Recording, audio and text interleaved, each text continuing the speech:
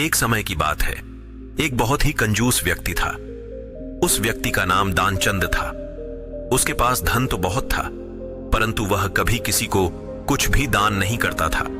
उसके घर से कुछ किलोमीटर दूर गंगा नदी बहती थी, परंतु वह कभी गंगा स्नान करने नहीं गया, क्योंकि गंगा स्नान करने के बाद पंडे पुजारियों को कुछ दान दक्षिणा देनी होती है। गंगा स्नान के बाद दान करना पड़ेगा, इसी डर से वह कभी गंगा स्नान करने ही नहीं गया। उसकी पत्नी उसे दान पुण्य करने के लिए कहती थी, परंतु वह कहता था, इतनी बड़ी दुनिया में हमारा छोटा सा दान करने से क्या होगा। एक दिन उसकी पत्नी ने कहा, अब तो आपका बुढ़ापा आ गया, आप दान पुण्य तो कुछ करते नहीं, कम से कम एक बार जाकर गंगा स्नान ही कराओ। पत्नी की बात मानकर उसने गंगा स्नान करने की हामी भरी। उसके घर से गंगा नदी 12 किलोमीटर दूर थी। रास्ते में कहीं पैसा खर्च ना हो जाए, इसलिए वह 12 किलोमीटर पैदल ही चला गया। जब दानचंद गंगा नदी के किनारे पहुंचा तो उसको लगा कि घाट पर जाएंगे तो पंडित दान दक्षिणा मांगेंगे, इसलिए वह स्नान करने मुर्दा घाट चला गया। मुर्दा घाट बिल्कुल सुनसान था। उसने इधर उधर देखा, दूर दूर तक कोई नहीं था। उसने जल्दी से गंगा जी में एक डुबकी लगाई। भगवान जो घट घट के वासी हैं, वह उसे यह सब करता देख रहे थे। भगवान को एक मजाक सूझी। भगवान वहां पर एक पंडित का रूप बनाकर प्रकट हो गए। जैसे ही दानचंद डुबकी लगाकर बाहर निकला, पंडित रूपी भगवान बोले, यजमान की जय हो। पंडित को देखते ही दानचंद कांप गया। वह बोला, यह तो हद हो गई, यह पंडा तो मुर्दा घाट पर भी आ गया। पंडित ने बताया कि मैं एक संतोषी ब्राह्मण हूं और एकांत में यहां मुर्दा घाट पर ही पड़ा रहता हूं। यहां पर कभी कभी आपके जैसा कोई यजमान आ जाता है और मेरा साल भर का इंतजाम इकट्ठे ही कर देता है। आज आप आए हैं, आपको मेरा 1 वर्ष का इंतजाम करना है। दानचंद बोला, मैं इतना दान नहीं कर सकता। पंडित बोला, दान तो अपनी श्रद्धा के ऊपर होता है, इसलिए आप 6 महीनों का इंतजाम कर दो। दानचंद बोला, मैं 6 महीनों का इंतजाम भी नहीं कर सकता। पंडित बोला, तो 3 महीने। दानचंद बोला, नहीं। पंडित बोले, 1 महीने का ही कर दो। दानचंद बोला, मैं 1 महीने का तो क्या, मैं 1 दिन का भी इंतजाम नहीं कर सकता। अब पंडित ने कहा, आपको कुछ ना कुछ तो दान करना ही पड़ेगा, नहीं तो हम आपको जल से निकलने नहीं देंगे। थक हार कर दानचंद बोला, 1 आने का दान करूंगा, वह भी उधार। मेरे पास अभी तो कुछ नहीं है, इसलिए मेरे घर आकर 1 आना ले जाना। पंडित ने दानचंद को 1 आना दान करने का संकल्प दिलवा दिया। दानचंद ने सोचा, मेरा घर तो यहां से 12 किलोमीटर दूर है, यह पंडित 1 आने के लिए इतनी दूर थोड़ी आएगा। इसलिए वह संकल्प लेकर अपने घर आ गया। घर पहुंचते पहुंचते शाम हो गई थी। वह इतनी दूर चलकर आया था, इसीलिए थक गया था। वह सोने ही जा रहा था, तभी उसके दरवाजे पर उस पंडित ने दस्तक दी।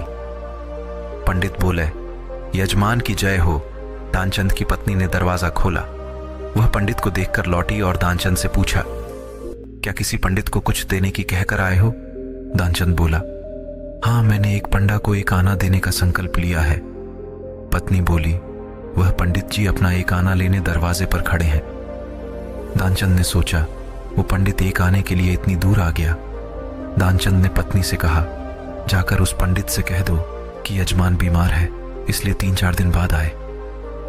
पत्नी बोली, 1 आने की ही तो बात है, दे क्यों नहीं देते? दानचंद बोला, मैं किसी को कुछ नहीं देने वाला, जाकर उससे कह दो कि यजमान बीमार है, इसलिए कुछ दिन बाद आए। पत्नी ने दुखी जैसा मुंह बनाया और पंडित से बोली, महाराज, मेरे पति आज इतनी दूर पैदल चलकर गए थे, इसलिए वे बहुत थक गए हैं और बीमार हैं, इसलिए आप 3-4 दिन बाद आना। पंडित बोला, धन मिले या ना मिले, लेकिन वे हमारे यजमान हैं। यजमान बीमार है और पंडा चला जाए, ऐसा नहीं हो सकता। जब तक वह स्वस्थ नहीं हो जाते तब तक हम यही रहेंगे। हमारा यहाँ रहने का इंतजाम कर दो, हम यहीं पर प्रसाद बनाएंगे और यहीं पर भजन करेंगे और यहीं पर प्रसाद ग्रहण करेंगे। पत्नी लौट कर गई और उसने दानचंद को सारी बात बताई कि वह पंडित कह रहा है, जब तक आप ठीक नहीं हो जाते वह यहीं रहेंगे।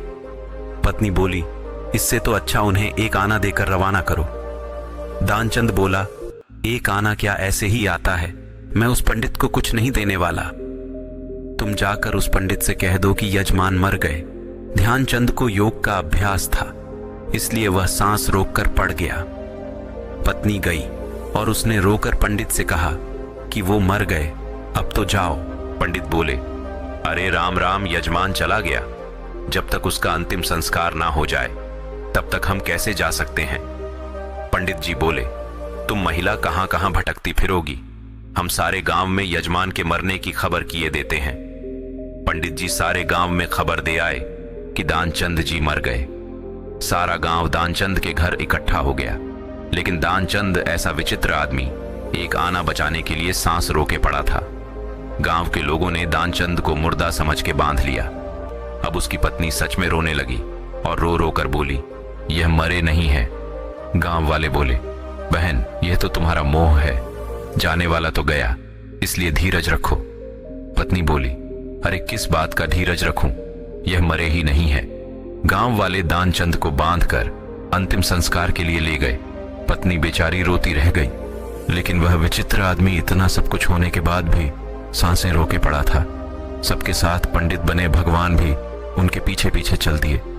भगवान ने सोचा, हद हो गई, हम कहीं नहीं हारे, पर आज तो इस दानचंद से हम भी हार गए। ऐसा गजब का विचित्र आदमी हमने कहीं नहीं देखा। एक आना बचाने के लिए यह आदमी बिना मरे मरा पड़ा है और चला जा रहा है।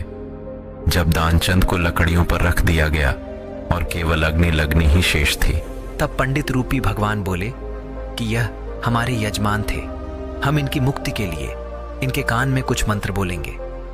भगवान उसके कान के पास मुंह लेकर गए और बोले, मैं भगवान विष्णु हूं, मैं वैकुंठ से तुमसे नाता जोड़ने आया हूं। दानचंद ने जैसे ही सुना कि भगवान बोल रहे हैं, उसने धीरे धीरे आंखें खोली, लेकिन जैसे ही उसने देखा कि यह तो पंडित है, उसने फिर से आंखें बंद कर ली। भगवान बोले, हम हार गए, हम तुमसे कुछ नहीं लेंगे, तुम ही हमसे कुछ मांग लो। दानचंद धीरे से बोला, वह एक आना छोड़ दो बस। पंडित रूपी भगवान तथास्तु कहकर वहां से चले गए और दानचंद आंखें खोलकर उठ बैठा।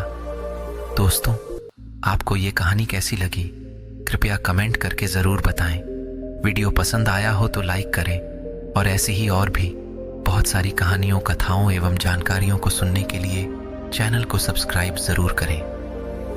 धन्यवाद।